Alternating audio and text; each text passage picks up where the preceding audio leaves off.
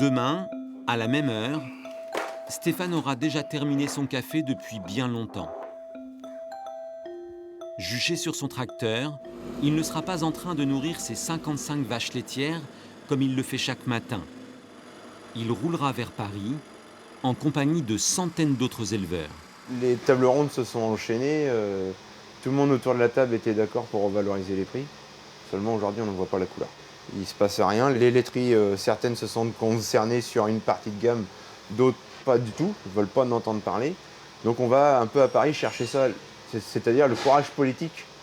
On va chercher le courage politique d'appliquer les choses sur lesquelles ils se sont mis d'accord. Voilà 5 ans qu'il a racheté la moitié de l'exploitation de ses parents, qui continuent de travailler à ses côtés. C'est sûr qu'on a voulu qu'ils reprennent quand même, hein. Mais vous en avez douté? Parfois vous avez pensé qu'il allait renoncer? Non.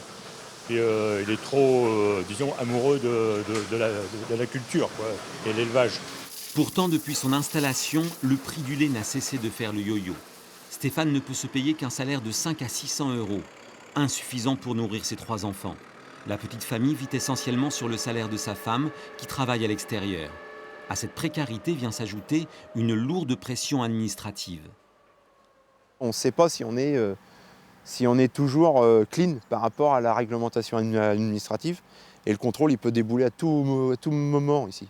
Vous pouvez avoir une voiture qui rentre n'importe quand pour venir voir si vous êtes à jour. Et ça, sur le moral des éleveurs, c'est très lourd. C'est très très lourd. Quand vous l'associez à la conjoncture, le mal-être des éleveurs, il est vraiment là. L'assouplissement des charges et des réglementations, c'est aussi ce que veut obtenir cet éleveur par le combat syndical.